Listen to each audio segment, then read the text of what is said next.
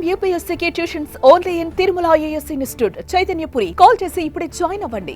YCP నేతలను కేసులు వదలటం లేదు. రాష్ట్ర వ్యాప్తంగా ఆ పార్టీ నేతలపై కేసులు నమోదవుతూనే ఉన్నాయి. కేసులు నమోదైన వారిలో మాజీ ఎమ్మెల్యేలు, మంత్రులు, కీలక నేతలు ఉన్నారు.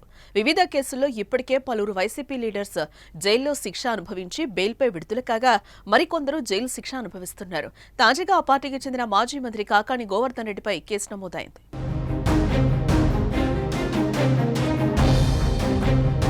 నెల్లూరు జిల్లాలోని పొదలకూరు మండలం తాటిపర్తి గ్రామ సమీపంలో రుస్తుం మైన్స్లో గత వైసీపీ ప్రభుత్వ హయాంలో క్వాడ్ అక్రమ రవాణా జరిగిందని గత కొంతకాలంగా వస్తున్న ఆరోపణ.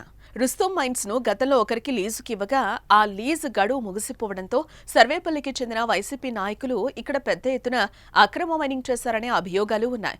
ఇవన్నీ అప్పటి మంత్రి కాకాణి కనుసన్నల్లోనే జరిగాయని ఆరోపణలు వెల్లువెత్తాయి. రుస్తుం మైన్స్ నుంచి క్వాడ్స్ అక్రమ రవాణా నిబంధనలు ఉల్లంఘించి పేలుడు పదార్థాల వినియోగంపై పోలీసులు కేసు నమోదు చేసి దర్యాప్తు జరుపుతున్నారు. ఈ కేసులో ఇప్పటికే ఇద్దరిని అరెస్టు చేసి రిమాండ్కు పంపించారు.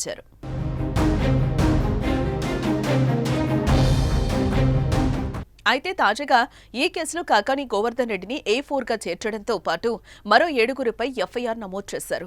ఈ కేసులో A1గా వైసీపీ తరపున తూర్పు రాయలసీమ పట్టభద్రుల ఎమ్మెల్సీ అభ్యర్థిగా పోటీ చేసి ఓడిపోయిన పేర్నాటి శ్యాంప్రసాద్ రెడ్డిని, A2గా వైసీపీ నేత వాకాటి శివారెడ్డిని, A3గా మరో నాయకుడు వాకాటి శ్రీనివాసులు రెడ్డిని చేర్చారు. ఇక ఈ కేసులో A6, A8గా ఉన్న ఇద్దరిని అరెస్టు చేసి గూడూరు కోర్టులో హాజరుపరిచారు. కోర్టు వారికి 14 రోజుల పాటు రిమాండ్ విధించింది. ఈ క్రమంలోనే కాకాణి గోవర్ధన్ రెడ్డితో పాటు మిగిలిన వారిని కూడా అరెస్టు చేస్తారనే వార్తలు వినిపిస్తున్నాయి. అయితే అక్రమ కేసులకు భయపడేది లేదని కాకాణి అంటున్నారు. కూటమి ప్రభుత్వం ఈరోజు తీసుకుంటున్నటువంటి ప్రజా వ్యతిరేక విధానాలు, ప్రజా దోపిడీని అరికట్టడానికి మరలా వైఎస్ఆర్ కాంగ్రెస్ పార్టీ పక్షాన మీరు ఇచ్చినటువంటి కాంట్రాక్టులన్నీ అస్తవ్యస్తంగా ఉన్నాయి, రింగ్ అయ్యారు, కాంట్రాక్టుల విధానం లోపభూయిష్టంగా ఉంది.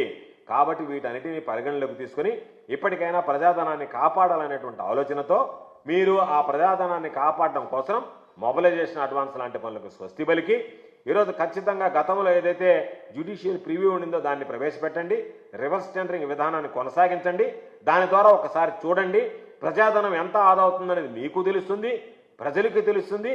మీరు కట్టినటువంటి నిర్మాణాల వల్ల మీరు ఏ పని చేసుకున్నా ఎవరికి అభ్యంతరం లేదు. అమరావతి నిర్మాణం వల్ల అభ్యంతరం లేదు. కానీ అమరావతి నిర్మాణం పేరిట ప్రజలకు మేము అభివృద్ధి చేస్తున్నామని అభివృద్ధి ముసుగులో అవినీతి కనిపిస్తుంది. కాబట్టి ఆ అవినీతిని మీరు పారద్రోలాలి, ప్రజాధనాన్ని కాపాడాలి, ప్రజాధనం దోపిడీ కాకుండా ఉండాలి అని అంటే వైఎస్ఆర్ కాంగ్రెస్ పార్టీ పక్షాన మొబిలైజేషన్ విధానానికి స్వస్తి పలకండి.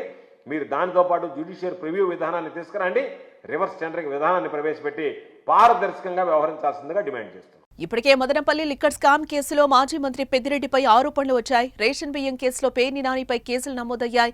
ఇటు కుడాలి నానికి కూడా కేసులు వెంటాడుతున్నాయి. జోగి రమేష్ పై కేసు నమోదైంది. తాజాగా మాజీ మంత్రి విడుదల రజనీపై ACB కేసు నమోదు చేసింది. ఇప్పుడు మరో మంత్రి కాకాణిపై కూడా కేసు నమోదు కావడం చర్చనీయాంశమవుతోంది.